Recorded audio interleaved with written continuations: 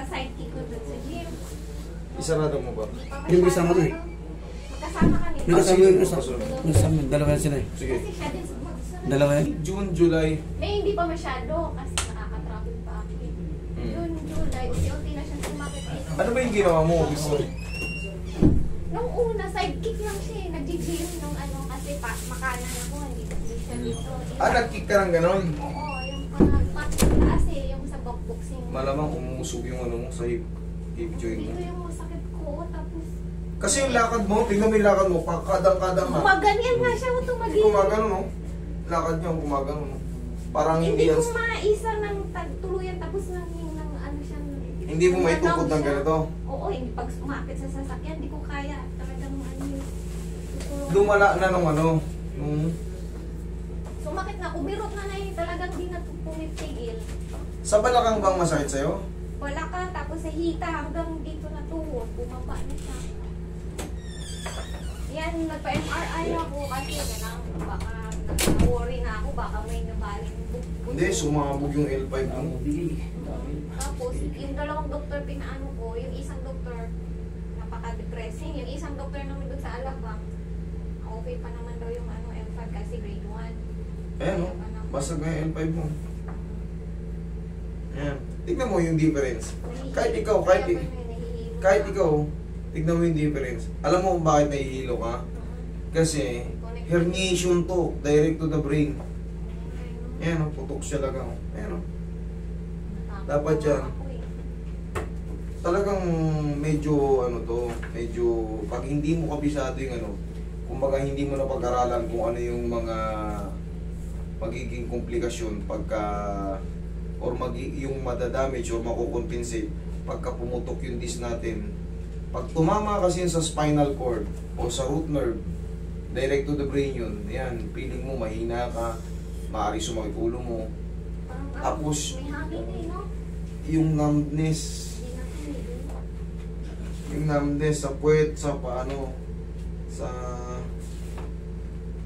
yun talaga lumalabas eh, kahit sa buwa. Mapapansin mo, tignan mo, nag-highlighting black siya, very ano, siya lang ang bukod tangi oh, makikita mo talaga agad. Dito naman oh, tignan mo, toy, yung lining ng puti, makikita mo, lumalampas siya, nakukompress. Ito yun oh, ito. Tapos, siyempre, pag may ganyan tayo, talagang aray-aray tayo. Mamamanid ka talaga. L5S1 spondylolisthesis. Okay. Matitrip po po. Oo, matitrip naman yan. Pero siyempre, hindi kaya ng isang treatment yan kasi sabog na sabog siya. Sabog na sabog siya. Kung gusto mong maano agad dyan, sa akin kasi medyo malapad pero nasa sayo pala yung desisyon meron kasi nag-o-opera niyan, kinakayod lang. Binubuksan ng maliit lang, kakayunin lang. Marami na akong pumunta niyan dito. Ginaganon lang. Pero huwag mong papabrisan. Yung iba kasi, maraming ginagawa. May pumunta dito, magaling yung pinapuntahan nila. Binuksan lang, siguro ganito lang kahaba. Tinanggal lang yung herniation. Ayos na. Ang magpapahilom nga lang kayo ng ganun pag sa mga spine problem.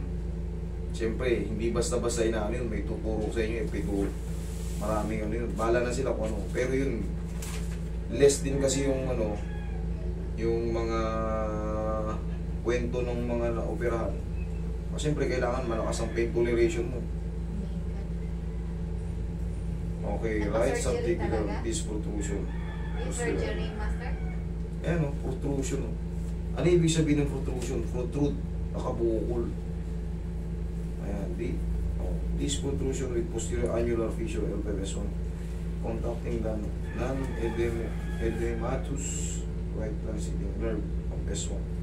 Grade 1 is spondylolisthesis or bilateral farce effects in L1. Yung isang doktor Natin, mas mag-focus tayo sa mga ano, yung mga basic na ano lang, basic na walking, kahit yung mga simple-simple ano lang, papawis. Huwag na tayo yung mga gym talaga, ginagawa sa gym, kung ano nung sobrang stretching, hindi makatulong yun. Baka mamaya, ayan, sumablay pa. madamage lang kayo. naman sa akin. Napuruhan lang talaga yung sa tagal ko na nagsisipan. Kaso hindi siya. Sa sipa lang talaga nadali. Saan yung unang sumakit noon? Ito lang. Yung sa left side. Ito na ano. Ito wala. Okay naman yung kanan. Sa lumbar, itong balakang na to. Sa umabot na hita hanggang dito pababa. Sige. Ito talaga may numb eh. Pwede hingin muna, ano, pau. May numbness na talaga siya. Sa ganito kasing treatment, hindi kaya to ng isang ano. Kasi ang laki ng ano niya, protrusion niya, kitang-kita talaga. Kitang-kita talagang lumabas siya ron sa pinaka ano, sa liningan ng ano. Kahit kayo na mag-analyze yan, talagang sobra-sobra siya. Ngayon, pag natanggal yung pagkaipit ng nerve, yan, ginawa na kayo, mawawala yung hit. Pero hindi ibig sabihin magaling na kayo. Kasi sira yung disc nyo eh. Sira to. May tendency na pag umabot lang kayo ng ano, sumakit na naman ulit. Kaya kailangan maglalagay kayo ng brace. Kung meron pa kayong maramdaman, bumalik lang kayo rito. Ganun ang ibig ko sabihin. Kasi, hindi na babalik yung ganito kakapal, na disc, nasira. Hindi na yung ganyan. Magiging tightening na yan. Tapos, once na may sira kayong disc, mawawala ngayon manhid, pero yung putik-putik na kirot-kirot sa balakang nyo, meron pa rin yun. Para maintindihan nyo na ng tulog yan. Hindi yan masisiro-siro hanggat hindi pa siya naghihilom. Okay?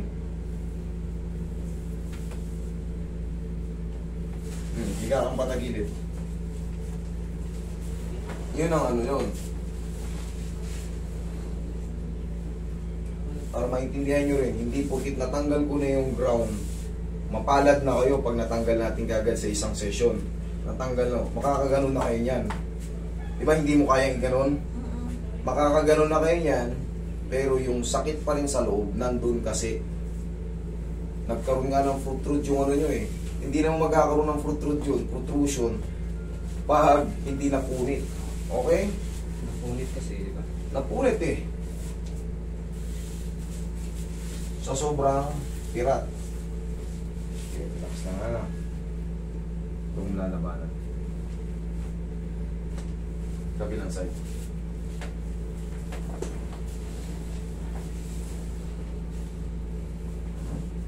Ilang buwan ka na ulit ganito? May June, July, ang malala. Kasi Nagsimula siya ng May, June, July. Ramdam ko na yung pitik ng May. Start. Ramdam mo na. Pero never ka pa nagpa-treatment kahit nagpa-ano ka na. Hindi ka in-advise ng mga therapy, ng nagpa-check up ka. Nagpa-Cairo na ako, tapos wala pa rin. Tapos rehab sa ortho. Nakailang Rehab therapy, naka-apat. rehab therapy, Mga 4. light lang naman. Tapos sa Cairo, Sa Cairo, 3. 3. Ito, dalawa. Ang dalawa pa eh. Okay. Relax ako. Huwag mo lalabanan na. Okay, tihaya.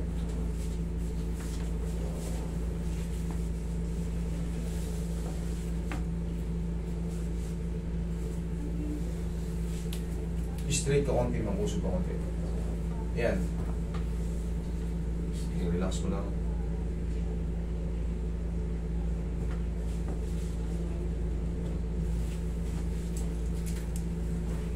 Three to 4 days, mas maganda pa yung magiging pakiramdam mo. Once na matanggal natin ngayon yung ano, matanggal natin yung impingement sa nerve, medyo gaganda yung pakiramdam mo. May pain pa pero 3 to 4 days, mas paganda pa ng paganda yung pakiramdam mo. Once na matsambahan natin ngayon yung pagkaipit ng spinal nerve o yung sciatic nerve. Ito yun, yung mga ganito. Yung mga ganito. Pero ang nasira talaga sa'yo ito, sira na yan. Ano kumbaga ang tawag dyan, given na yan na ano, talaga may kirot-kirot pero hindi na kagaya nung nangyayari sa'yo. Okay, tapa ka. Parang ano ka, hindi ka na makapag... Hindi. Hindi na. Lakad-lakad na lang. No need pa ngayon. Ang ganda naman ng ano mo, sexy ka naman. No need ka pang mag-gym-gym. Oo nga eh. Napahama ka lang sa kaka-gym mo.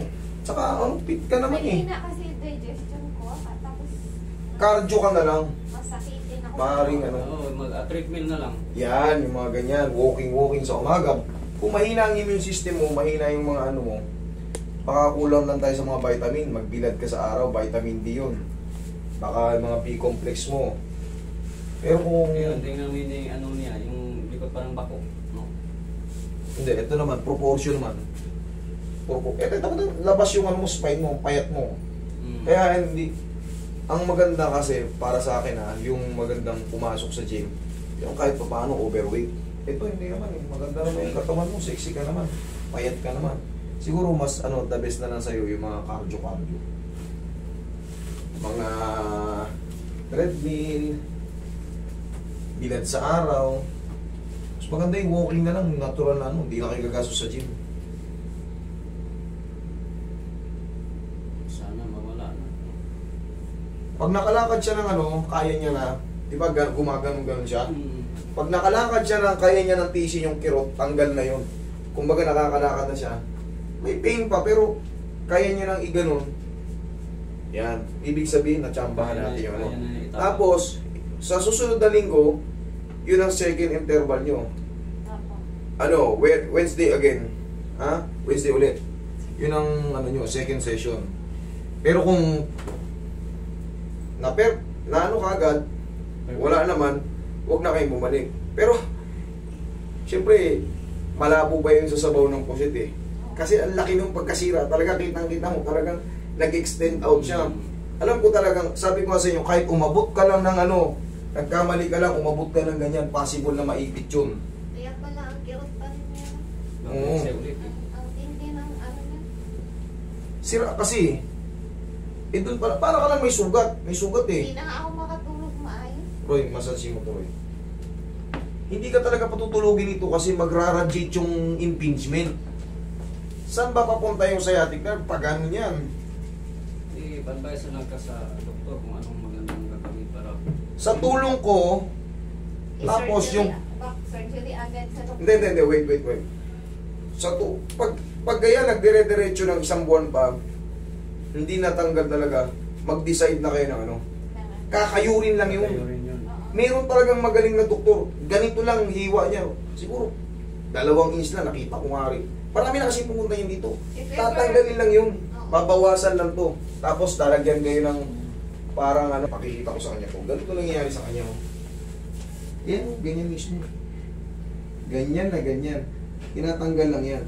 Pwede makakahinga ulit. Kaso, sabi ko nga sa inyo, hindi na ito yung normal disc. Hindi na yung babalik sa ganyan. Pag gumaling yan, pag gumaling to, ganito na siya. Kasi wala na yung sustansya eh. Ulit na. Ganun talaga ang mangyayari.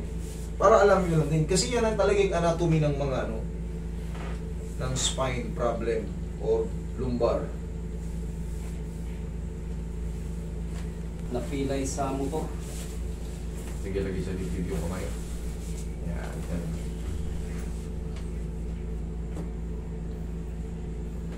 Relax na nga. Inhale.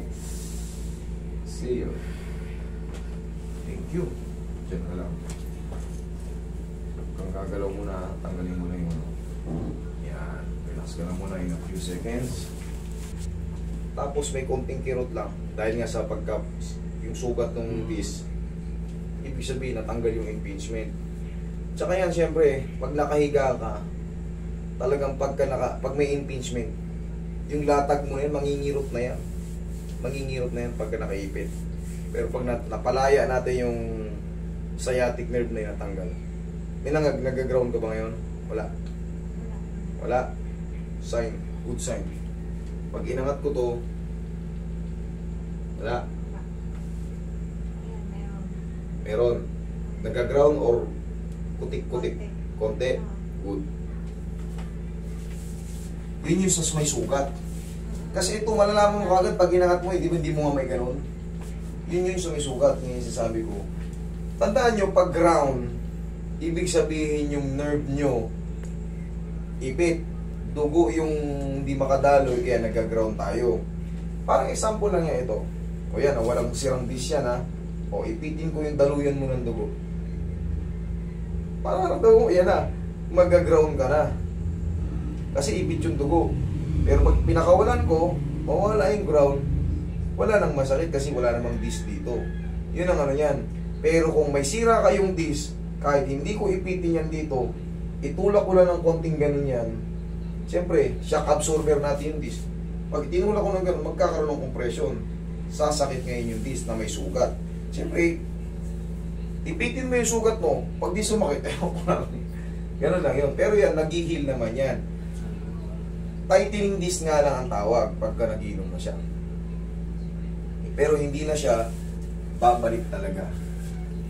Kung dating 2 cm, sabihin natin ha, 2 cm ha, pero hindi natin kabisado kung ano talagang sukat ng ano. Sabihin natin 2 cm, naging 1 cm siya, mag-heal siya ng ganun na.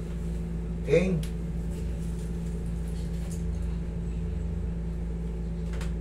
Isa pa. Ito yung pinakamagandang suot ng babae. Konserbatibong suot. Kumbaga, sa stretching, maganda. Nakakalusot yung kamay namin. Sa biyahe nyo, ayaw nyo mag-short. O, di. O. Para kang nakapalda, pero short.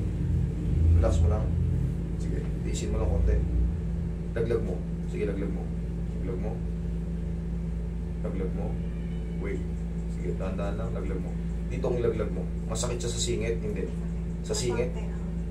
Sige, laglag mo ba? Laglag mo. Laglag mo ba?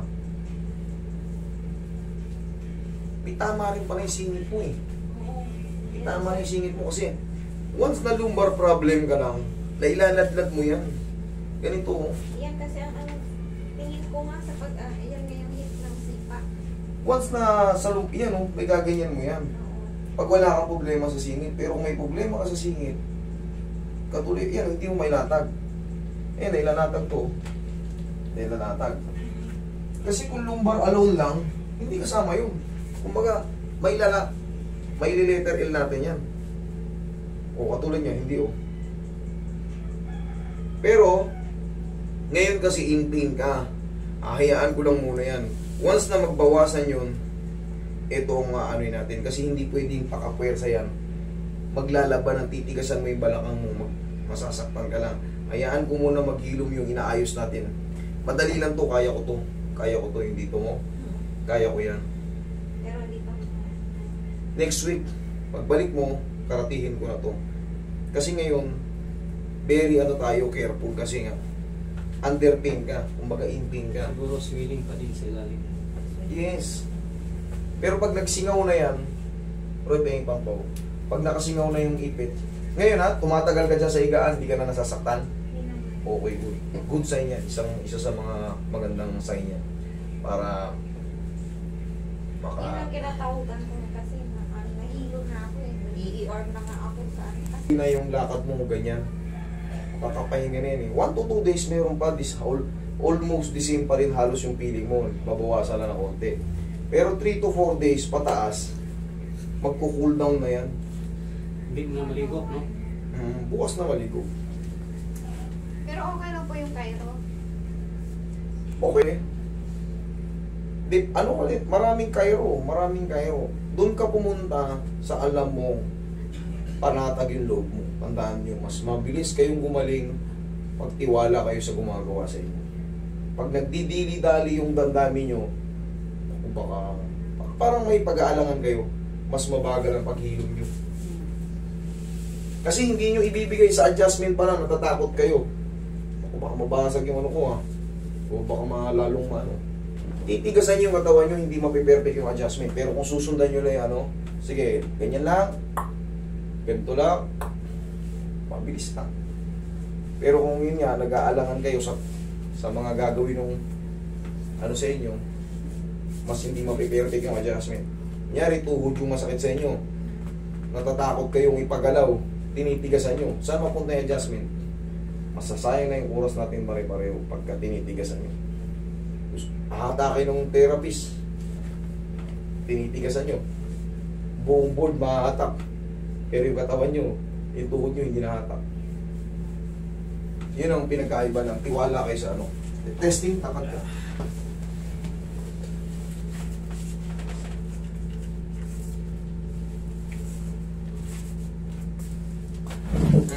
Ito.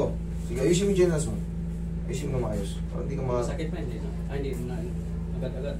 Pero parang... Pero parang ano. Parang ano, nadidiin mo na. Oo. Pero Kanina kasi hindi. Yan yung sinasabi ko. Yan yung sinasabi ko sa inyo, signal na good na yun, tanggal yung pagkaipit.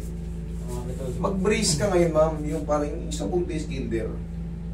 Yung sinasabi kong sinyalis na good, yung good sign ba na natanggal yung pagkaipit. Kasi kung di ko natanggal yung pagkaipit nun, magka-ground pa rin siya, masakit pa rin, hindi niya kayang i-ano. Ganun naman yung nararamdaman mo, ano yun, di ba? Pumasok na. Tapos, yun nga, pag natanggal, good sign na yan. Ipahinga mo na yung katawan mo. Tapos, sa tulong ko, sa tulong ng doktor, kung may nireseta sa inyo, yun lang iinumin nyo. Para mas mag-heal, mas mabilis mag-heal, o mag-reconstruct ulit yung mga nerve na na-damage. Pero mostly pain reliever ako eh. Basta binigay sa inyo ng doktor. Kasi mas lalo Isang akong beses ka na- nahihilo na. Ganito yan. Wait, ganito. I-take nyo, huwag kayong magtsamba-tsamba kasi mas alam ng doktor kung ano yung mas makakabuti sa inyo. Sa tulong ko, sa tulong nila, magbibinipisyo yung pasyente. Tinanggal ko yung pagkaipit. Siyempre, yung naipit nun, may stress na yun.